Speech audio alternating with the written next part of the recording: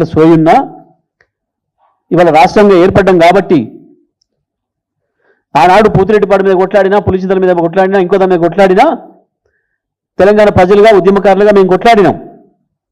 ఎందుకంటే ప్రభుత్వం వాళ్ళ చేతిలో ఉంది కాబట్టి. కానీ ఇవాళ మనం ప్రభుత్వంగా ఉన్నాం. కేసీఆర్ రాష్ట్రాన్ని సాధించి పెట్టిన తర్వాత ప్రభుత్వంగా ఉన్నాం. ప్రభుత్వంగానే కొట్లాడే అవకాశం మనకు వచ్చింది. మనం కొట్లాడాల్సింది ఆంధ్రప్రదేశ్ పైన తెలంగాణ ప్రభుత్వంగా తప్ప పార్టీలుగా కాదు ఇక్కడ ఒకరికొకరు. కాబట్టి వెంటనే అపెక్స్ కౌన్సిల్ మీటింగ్ డిమాండ్ చేస్తూ రాష్ట్ర ప్రభుత్వం అక్కడ మన అభ్యంతరాలు వ్యక్తం చేయాలి. ఒకవేళ చంద్రబాబు నాయుడు ఆయనకున్న పరపతిని ఉపయోగించి మోడీని లొంగ తీసుకొని మనం నెగ్లెక్ట్ చేసి ఏదైనా ప్రయత్నం చేసినా రేపు సుప్రీంకోర్టు పోవాలంటే కూడా మొట్టమొదటిగా అపెక్స్ కౌన్సిల్ సమావేశంలో మనం వ్యతిరేకించినట్టుగా ఉండాలి, రికార్డు కావాలి. ఇది చాలా ముఖ్యమైనది. న్యాయపరమైన పోరాటాన్ని కూడా మనం వేదిక ఏర్పాటు చేసుకోవాలి. కాబట్టి దానికి కావాల్సిన స్టెప్స్ కూడా ఇప్పుడే